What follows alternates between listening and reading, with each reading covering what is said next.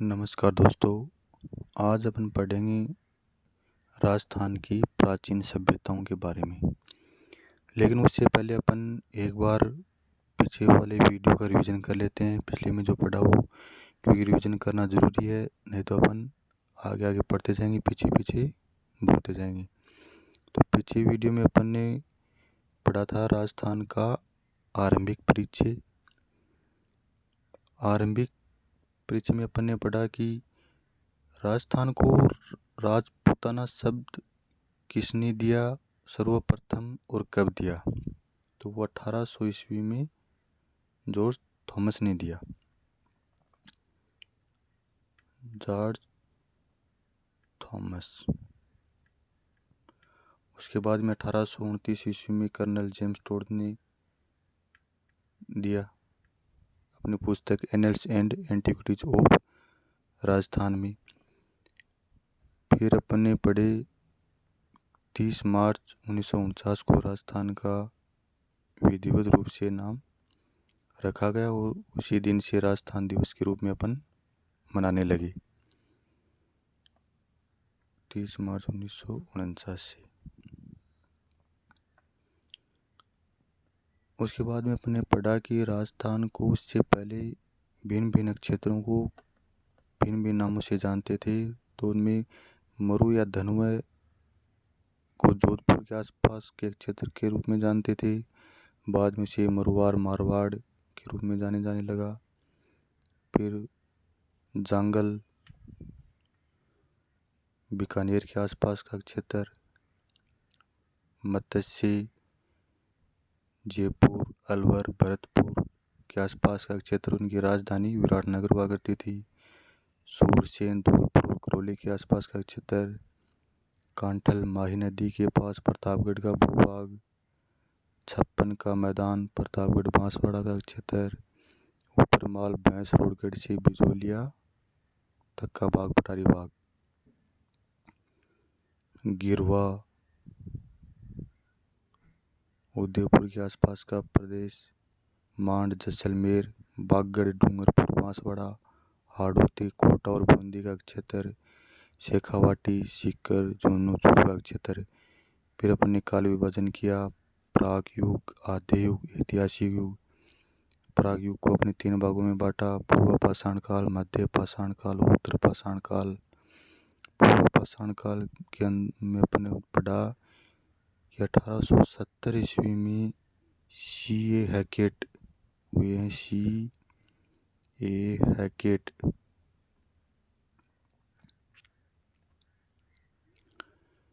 जिन्होंने जयपुर और इंद्रगढ़ से एक हस्त कुठार खोजी थी। उनके बाद में अपने विभिन्न धातु काल पढ़े, उनमें ताम्रकांस्य काल, लोहा काल पढ़ा और बाद में अपने मृदभांड काल पढ़ा।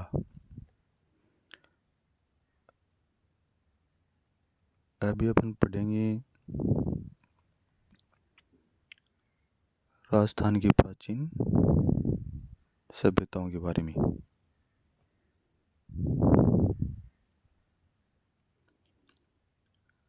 राजस्थान की प्राचीन सभ्यताएं।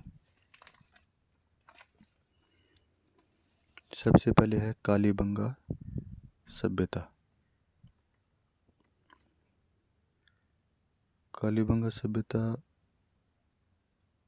राजस्थान ही नहीं अपनी भारत की भी प्राचीनतम सभ्यताओं में जानी जाती है। कालीबंगा सभ्यता को अपन 2 भागों में पढ़ते हैं, प्राक हड़प्पा सभ्यता और हड़प्पा सभ्यता कालीन, क्योंकि हड़प्पा सभ्यता से भी पहले की सभ्यता है।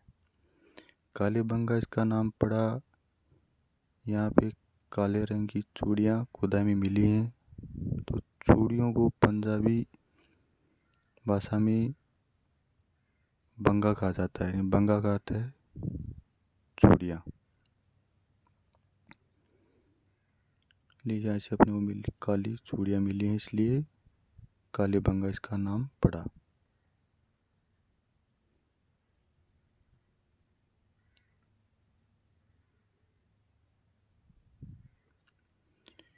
हनुमानगढ़ जिले में है कालीबंगा सभ्यता। यह 6000 वर्ष से भी अधिक प्राचीन सभ्यता है और ये प्राचीन दृष्टवती और सरस्वती नदी घाटी में मिली है। उसके आसपास के क्षेत्र में फली फूली और वर्तमान में जो घग्गर नदी का क्षेत्र है, जो वर्तमान में घग्गर नदी बहती है।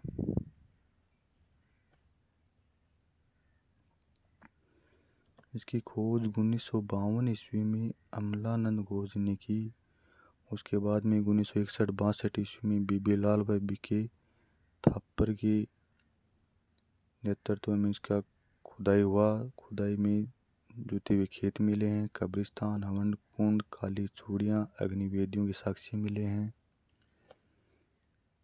इसके अंदर 2 टीले भी प्राप्त हुए हैं। एक पूर्वी टीला जिसे नगर टीला कहा जाता है और एक पश्चिमी टीला जो दुर्ग टीले के रूप में पहचाना जाता है।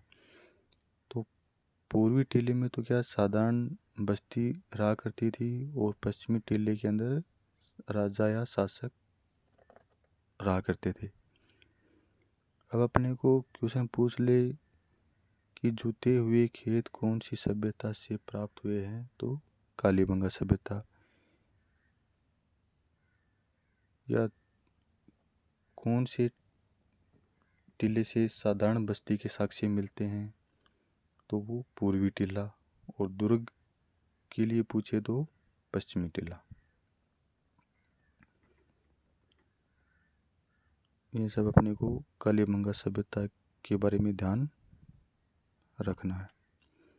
आगे अपन चलते हैं आहड़ सभ्यता। आहड़ सभ्यता को अपन ताम्रवती नगरी के नाम से भी जानते हैं।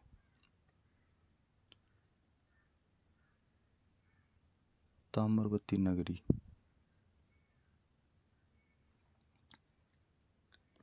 ताम्रवती नगरी के नाम से इसलिए जानते हैं क्योंकि यहाँ से तांबे के बहुत मात्रा में औजार बर्तन खुदाई में मिले हैं, इसलिए सभ्यता का नाम ताम्रवती पड़ गया।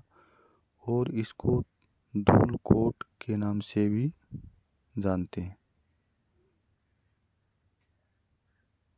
धूलकोट, धूल मतलब मिट्टी या धूल, वो या धूल का या मिट्टी का टिल्ला। यह उदयपुर में है। ये 4000 वर्ष पुरानी है और ये आहड़ या आयड़ नदी के आसपास में विकसित हुई, फली फूली। और इसकी खोज 1953 ईस्वी में अक्षय कीर्ति व्यास के निर्देशन में इसका उत्खनन कार्य हुआ।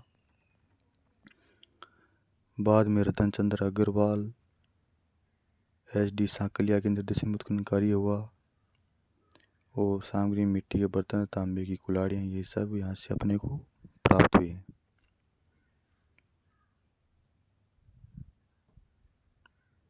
आगे देखते हैं अपन गिलुंड सभ्यता।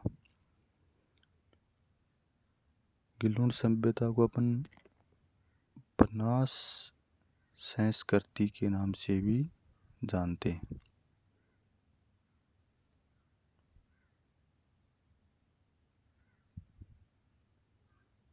बनास संस्कृति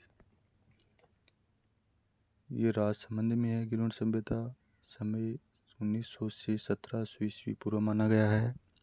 स्थान बनास नदी के आसपास में फली फूली। खोज 1957-58 ईस्वी में बीबीलाल ने की। 1998 से 2003 ईस्वी के मध्य पूना के डॉक्टर VS शिंदे एवं पेंसिल्वेनिया विश्वविद्यालय अमेरिका के प्रोफेसर ग्रेगरी पोसल हैं, इनके निर्देशन में उत्खनन कार्य हुआ।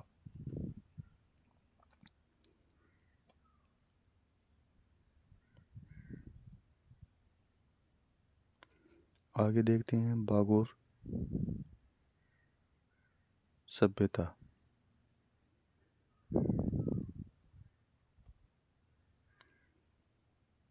इसमें अपन को गिलुंड सभ्यता से 5 प्रकार की मिट्टी के बर्तन मिलते हैं खुदाई में।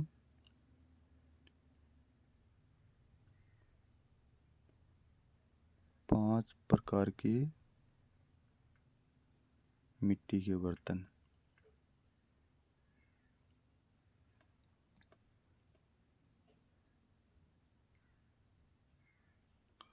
और हाथी दांत की चूड़ियाँ।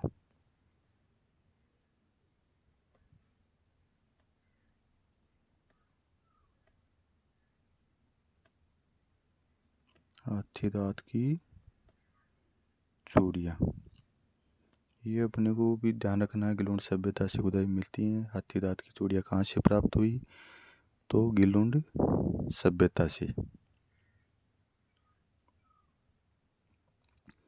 आगे चलते हैं। बागोर सभ्यता। बागोर सभ्यता भीलवाड़ा जिले में स्थित है। यह भी 4 से 5 हजार वर्ष पूर्व की सभ्यता है। यह कोठारी नदी के आसपास में फली फूली। इसकी खोज 1967 से 70 ईस्वी में डॉक्टर वी.एन. मिसर जिन्हें की सामग्री मिली छेद वाली सुई, कृषि पशुपालन के प्राचीनतम साक्ष्य प्राप्त हुई। अब इसमें अपने को एक चीज़ ध्यान में रखनी है कि उसने पूछ लिया कि छेद वाली सुई कौन सी सभ्यता से में मिली, कौन सी सभ्यता में प्राप्त हुई? तो बागोर सभ्यता। कि उसने पूछ लिया कि कृषि व पशुपालन के प्राचीनतम साक्ष्य कहाँ से प्राप्त होते हैं, यानी कृषि व पशुपालन के जो प्राचीनतम साक्ष्य हैं वो भी अपने को बागोर सभ्यता से प्राप्त होते हैं। और ये अपने भीलवाड़ा में स्थित है, ये ध्यान रखना।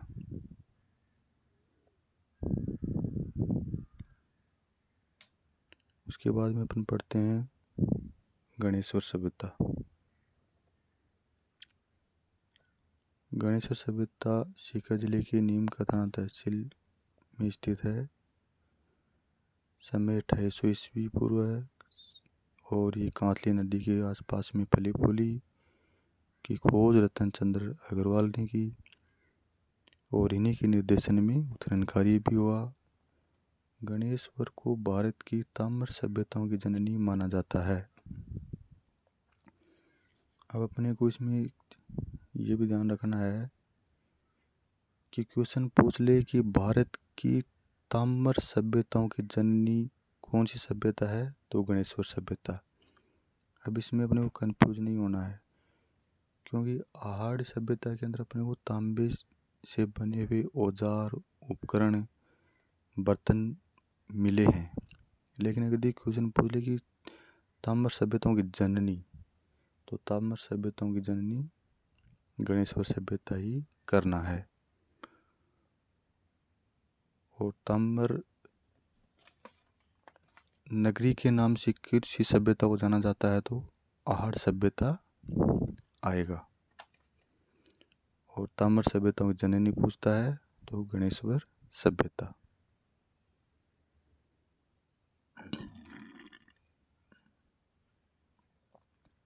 के बाद में अपन पढ़ते हैं बराठ सभ्यता। जयपुर में स्थित है।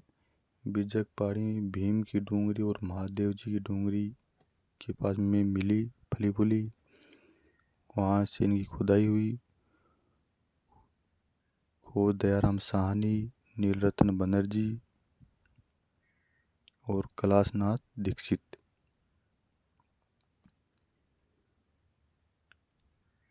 इसमें अशोक स्तंभ के अवशेष प्राप्त हुए हैं और बराठ के समीप अशोक का भाम्रू अभिलेख मिला है। क्वेश्चन आ जाए कि अशोक स्तंभ के अवशेष कौन सी सभ्यता से प्राप्त हुए, तो बराठ सभ्यता से। क्वेश्चन आ जाए बराठ के समीप अशोक का भाब्रू अभिलेख कहाँ से मिला, अशोक का भाब्रू अभिलेख कौन सी सभ्यता से मिला, तो बराठ सभ्यता से। अब ये तो दी अपनी मैन और मुख्य सभ्यताएं। उसके बाद में अपन अन्य सभ्यताओं के बारे में भी जानते हैं। पूछ ले क्वेश्चन कि कौन सी सभ्यता कहाँ पे है, तो बालाथल सभ्यता जो है ये अपने उदयपुर में है और उसकी खोज प्रोफेसर वी.एन. मिसर ने ही की थी। जो बागोर सभ्यता की खोज की थी डॉक्टर वी.एन. मिसर, उन्होंने ही बालाथल उदयपुर की खोज की थी। रंग महल हनुमानगढ़ में है। ओजियाना सभ्यता भीलवाड़ा में, नगरी चित्तौड़ में, बरौर गंगानगर में, बालाथल उदयपुर में, रंगमहल हनुमानगढ़ में, ओजियाना भीलवाड़ा में, नगरी चित्तौड़ में और बरौर गंगानगर में।